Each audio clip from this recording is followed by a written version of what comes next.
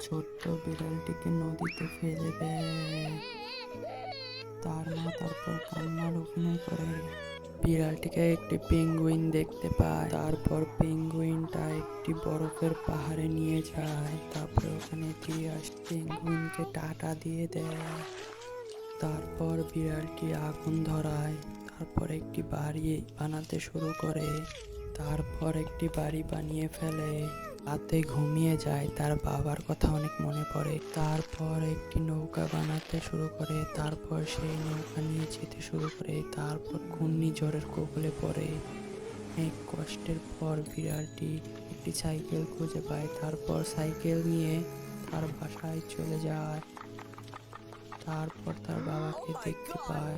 তার বাবা অনেক কান্না করে।